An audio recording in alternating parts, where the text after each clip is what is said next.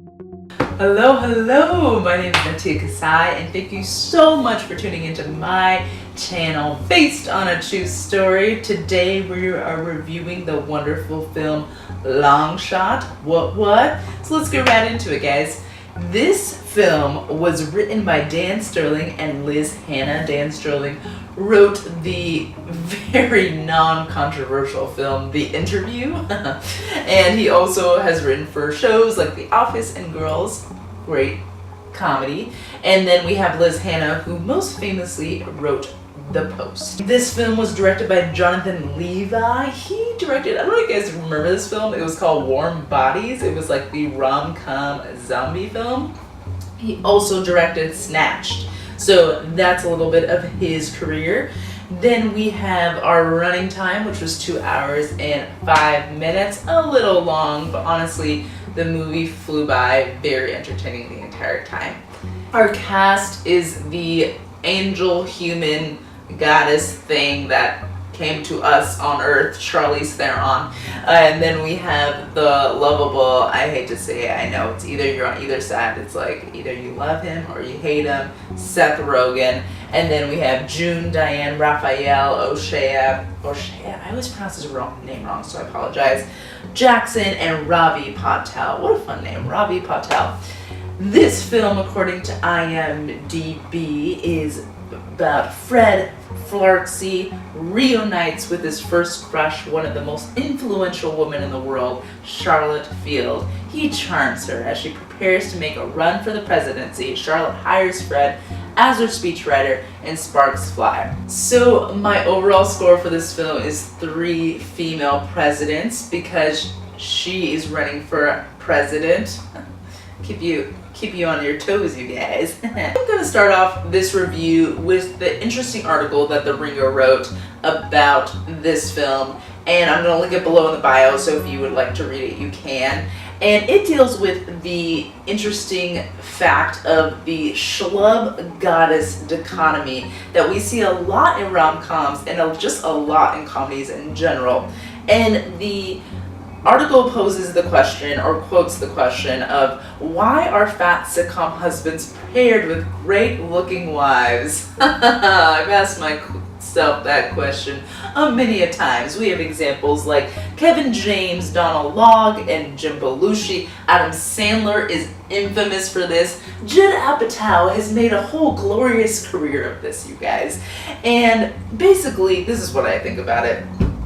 It's nerdy, usually white dudes, and are now like having the control of the pen and the typewriter, because that's what they're using, typewriters, and being like, you know what world we live in, where I am a guy who is schlubby but also gets Charlize Theron.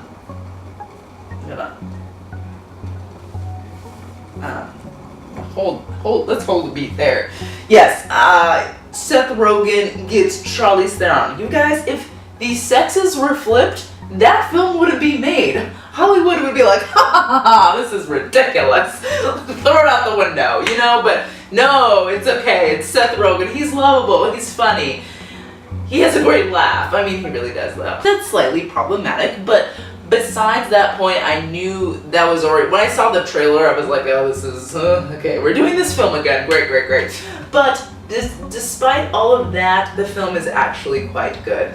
And it's a rom-com with political satire, and the political satire is a little on the head and a little preachy, I will say, but it makes some interesting statements about our current political climate and also women in power and politics, and just honestly women in general. I mean, there's a couple points that they made about how women are bred to be agreeable and how women are bred to be we have to compromise since the day we were born. That's just what it is to be a woman, you know? So those were some interesting points. I was like, okay, great, we're having this discussion. What held this film together and what honestly made it win for me was the chemistry between Theron and Rogen. It was palpable. You could feel it. I didn't think I was going to believe it, but I did, and I fell for it, and watching them fall in love was so lovely, and I enjoyed myself. It held true to the rom-com part of the film, which I think was super important, and what made it lovable and what made you possibly want to see it for a second or third time. I will say that the film was extremely funny, and it is a comedy, and it does its job. The jokes were smart and sharp, and so the theater was erupting in laughter, so great job on that part. The film is not perfect, you guys. It does have some missteps. For one, I'm really picky. This is like just me personally about like where titles show up in the movies, because I feel like it should be a beautiful weaving and a flow. And this one was like I just made a fart noise. It was like some kid got iMovie. It was like, that looks cool, and put it there, and it wasn't very cool. So that would be my only, that was one of my notes. Also, the ending wasn't entirely believable, and that was sad for me in the speech that she had made, and it felt like it should have been a culmination of something more, and it just kind of fell flat. For honest performances, I'm going to give this one 3 lady presidents. That's right.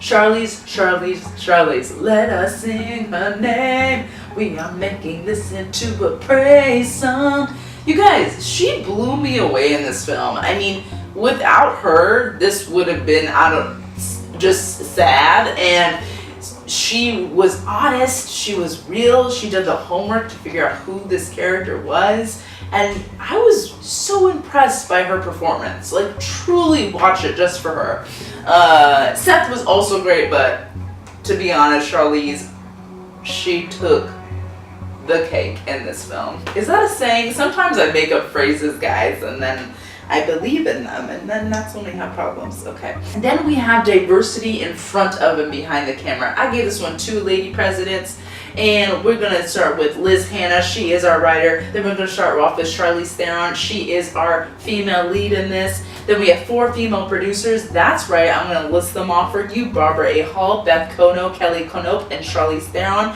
Then we have Melissa Bretherton, our female editor. What? And then we have Kalina Ivanov is our production designer. You guys, production designers are the ones who design all the sets that you see on camera and on film. It's beautiful. They do a great job. And it was a female. So great job. O'Shea Jackson and Ravi Patel were our men of color. So overall, pretty good on diversity. Not the best, but also not the worst, you guys. Again, my overall score for this film is 3 lady presidents. This film is enjoyable and fun, but it also is continuing this wonderful tale that schlubby men can get it all, including Charlize Theron. You guys, if that story gets to be told, then I want the story of me being told. I look nice for you guys, but guess what? I'm wearing slippers and sweats. So I want the schlubby woman to get Michael B. Jordan. If Seth Rogen gets Charlize, then I get Michael B. Jordan. It's only fair, okay? Guys, thank you so much for watching. Remember, your story is important, so go out into the world and tell it. Thanks so much. Bye!